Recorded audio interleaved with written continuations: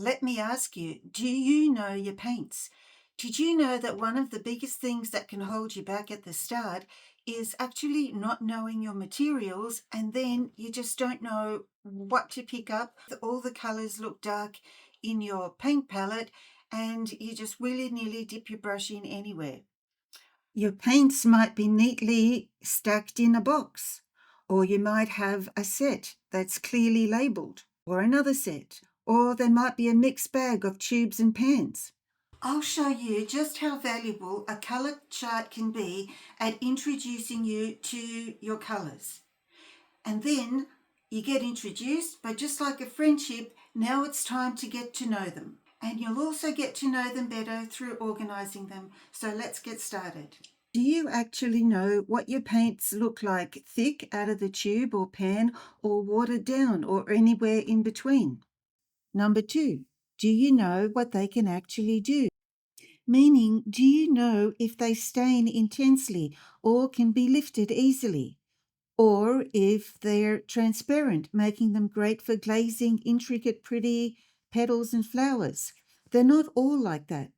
Or if they granulate and deposit little bits of pigment into the texture of your paper. You may like that for landscapes, but you may not like it for flowers. They're all different. You could be wondering what you're doing wrong when it's actually the paint that was designed for a different purpose. The first thing you've got to know is what you'd like to paint, whether it's flowers or perhaps landscapes. Each of those will direct you to buying different paints or using them.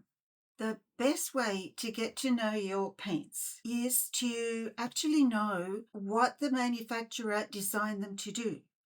So I have a lot of Daniel Smith paints, and I have this color chart that I refer to all the time. I don't buy one tube of paint without checking my color chart first to make sure my paint can do what I want it to. You can download color charts from various manufacturers like Winsor & Newton and Schminke and Holbein and all sorts of places.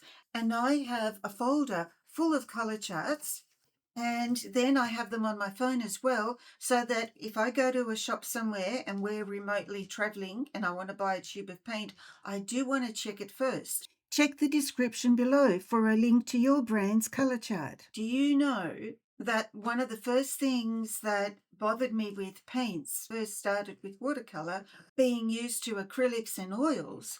I really wanted to know if my colors were going to lift or not.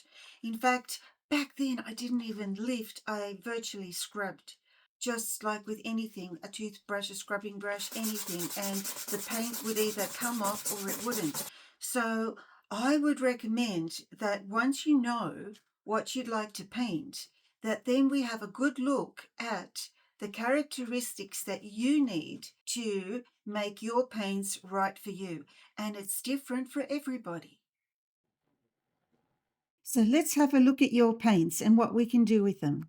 You may not have a mess like this, but still you can sort out some similar colors. Often the colors all look so dark it's hard to tell. If your paints are anything like this, spray them down and start swatching on little pieces of paper big enough to hold the swatch and the tube or the pan of paint. This initial sorting out gives me an idea of the colors I have, but it doesn't allow me to get to know them enough. While I'm sorting out, I also like to clean the sides of my messy pans by rubbing the sides on a damp paper towel or sponge.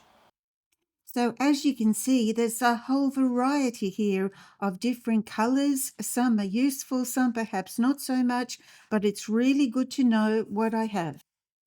I can then sort them in a way that makes sense to me, and I'm using a Meeden 48 half pan or 24 full pan tin. I even use the middle aisle. Then I cut a piece of watercolor paper the size of my tin and rule up the available squares. I'm now ready to match up the pans in my tin with my color chart. I always use an old brush for this type of activity. Then I like to lift a little corner out for a very light bit And later on, I'll come over the top and just repaint a corner so that I can see what it looks like darker. I started a new one for the benefit of this demonstration, but this one I've had for a while. So here I'm only showing you what I've done, and now I'm coming into the corner with as creamy a paint as possible to see the darkest value I can get out of each color. If you're using tubes, you can press a dot straight from your tube onto the paper for its thickest consistency. So as this dries, we're now ready for the wealth of information that our color chart can provide. So first, let's look at lightfastness. We look at the chosen color, the codes beneath it, and then the legend. This Roman numeral 1 means that it's lightfast for over 100 years. You know, my friend was so disappointed after buying some expensive paintings. They had faded over 40 years. 40 years may seem like a long time, but it's actually not. We want these colors to stay true for much longer than that. And when it comes to lightfastness, there's a special color called opera pink. It's a beautiful pink, nearly fluorescent color. Got a bit of a bad reputation that it likes to fade really fast. But then again, if you weren't selling your original painting and were reproducing your painting as a print, well then it wouldn't matter. So you've just got to know what you've got. Now let's look at stainability. On Daniel Smith's chart, it's a number from 1 to 4. 1 is non-staining and 4 is very staining. This has a number 1, so it's non-staining. That's important to me, and I like to mark it with an N for non-staining because manufacturers will often have different legends for their characteristics, so you might as well come up with one that means something to you. I've marked my staining tubes of paint with red tape. If you're a beginner and would like to do lots of lifting, you might avoid them. But if you intend on doing flowers, staining colors play an important role when it comes to glazing.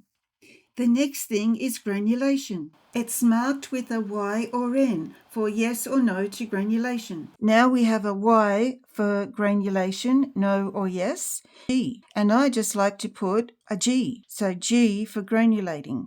I'm not going to mark anything else on this one because that's what's important to me. Then we look at transparency or opacity.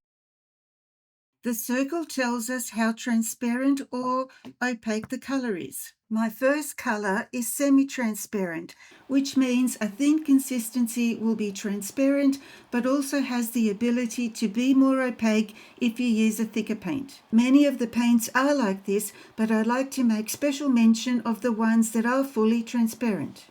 And that brings me to the next color, which is lemon yellow, which is fully transparent. So the 2 stands for low staining. So I'll just put here L staining, low staining. And it doesn't granulate. I'm not going to put anything in because it doesn't granulate. But this one is important because it's a circle, an empty circle, which means that it's transparent. So this is a beautiful paint for glazing. But I also like to put their names down. So this is lemon. Now, I know it's from Daniel Smith because all of these are, but if it wasn't, you'd have to put an initial of the manufacturer.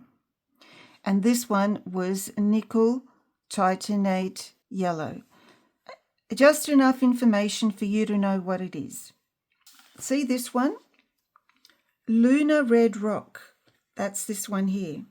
It's a beautiful color with beautiful granulation that's ideal for landscapes. So it is low staining and it granulates. So I'll just put a G there like that. And it's lunar red rock.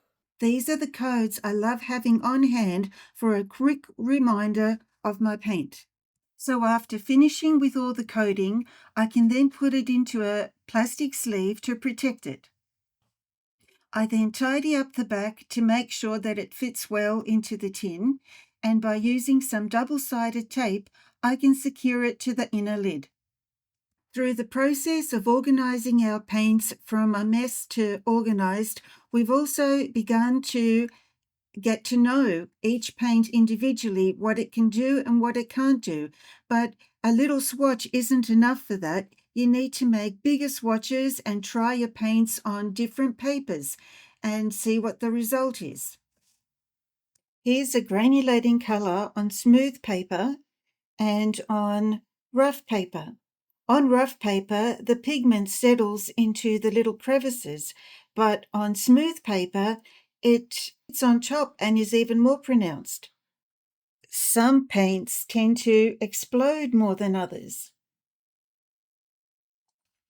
Different papers will give you different effects with different paints, but it's well worth making a note of. I like to put an X next to my exploding paints. That's not all the colour chart has to reveal. There's much more.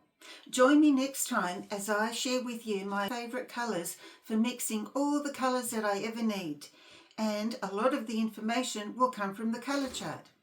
And we'll also have a look at the most economical way to buy your paints, and that will come from the colour chart. So in the meantime, if you have any questions, would like any answers, come on over to Skool. The door's always open. The first 7 days are on me, and I'd love to see you there, as would all the others too. So have fun. Happy painting.